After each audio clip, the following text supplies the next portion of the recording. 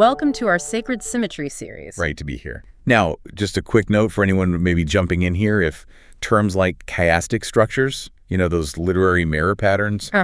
Where ideas reflect around a central point. Exactly. Or our cross-validation methodology. If those are new, we really do recommend checking out episodes 1 and 2 first.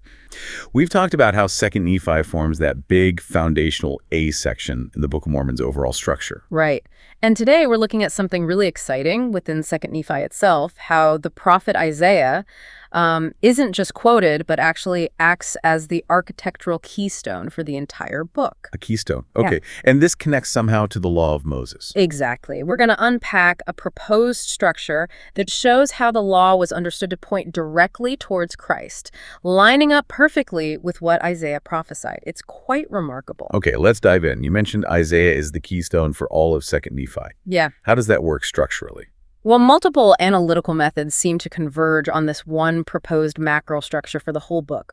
Think of it like a big chiasmus, ABCBA. A pattern where the beginning and end mirror each other, drawing you to the center. Precisely. So the A part is Lehi's final teachings in chapters 1 through 5, the Covenant Foundation. Then B is Jacob's powerful witness in chapters 6 through 11. And right there in the middle, the C section. Let me guess Isaiah. You got it. Chapters 12 through 24, the Isaiah chapters. They aren't just filler or some kind of interruption. Which, honestly, is sometimes how they feel when you're reading straight through. I know, but this proposed structure suggests they are the deliberate center, the architectural keystone. It lays out Christ's complete timeline, from his first coming all the way to the second. Wow. Okay, so the whole book hinges on Isaiah's testimony of Christ. That's the idea. Then it moves outward symmetrically. Prime is Nephi's commentary interpreting Isaiah, and A' is Nephi's final doctrine, bringing it all back to personal application. That macro view is compelling. Does this principle, this intentional architecture, show up within those sections too, like in Jacob's chapters you mentioned? Absolutely. Let's look at Jacob's discourse, chapters 6 through 11. There's a proposed structure there too, a long one. And what's fascinating is where Jacob places the Isaiah quotations within his own sermon. It's identified as section D in this proposed pattern. He's embedding Isaiah strategically. Yes, exactly. It seems designed to build towards the theological core of his message. The pattern progresses inward through prophecies and explanation, leading to the center, G, and that center is explicitly, powerfully Christ's atonement and resurrection. It's 2nd Nephi chapter 9, verses 16 through 22. So the Isaiah passages aren't random. They're structural pillars supporting the central message of the atonement. That's what this analysis suggests, sophisticated intentional architecture using Isaiah to point right to Christ's sacrifice. Incredible. Now let's zoom in even further. You mentioned a specific structure about the law of Moses pointing to Christ. Where do we find that? Right inside Nephi's commentary section, specifically 2nd Nephi chapter 25, looking at verses 24 through 27.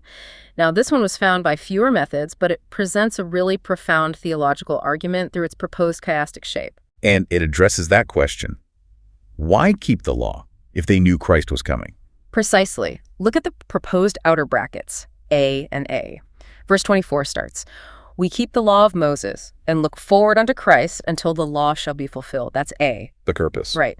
And A' at the end of verse 27 talks about knowing for what end the law was given and how it ought to be done away after being fulfilled in Christ. So the beginning and end frame the law's temporary purpose and ultimate fulfillment. What's inside that frame? Moving inward, B and B talk about the law becoming dead, but being made alive in Christ. It's this transition point. Okay. Dead law, life in Christ. That leads us to the center. Yes, and it's a proposed double center, C and C prime, right in verse 26. This seems to be the absolute core of why they did what they did. What does it say? C is. And we talk of Christ, we rejoice in Christ, we preach of Christ, we prophesy of Christ. So very active. Very active. And C's prime immediately follows. And we write, according to our prophecies, that our children may know to what source they may look for a remission of their sins. Wow. So the structure itself puts the law, AA, as the container, but the center, the whole point, is actively testifying of Christ, so future generations know where to find forgiveness. Exactly. The symmetry suggests the law wasn't just rules, it was a divinely designed framework, like scaffolding, intended to point everyone towards the Messiah, the very Messiah Isaiah saw. It integrates everything. That really shifts the perspective. The takeaway, then, is that the law of Moses and the prophecies of Isaiah weren't separate things, but part of one integrated system pointing to Christ. That's what the structure seems to illuminate. So when you, the listener, study 2nd Nephi, maybe try approaching those Isaiah chapters 12 through 24, not as a detour, but as the central key unlocking the book's message. All right, here's a little homework for you. Read 2nd Nephi chapter 25, just those few verses, 24 through 27. Look for that proposed pattern we discussed. Yeah, see if you can spot how the parts about the law, AA, frame the discussion, how Christ brings life, IB, and how it all centers on actively talking, preaching, and writing about Christ.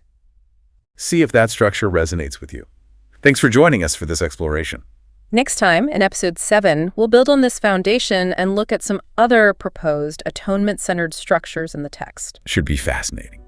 Until then, keep digging deeper.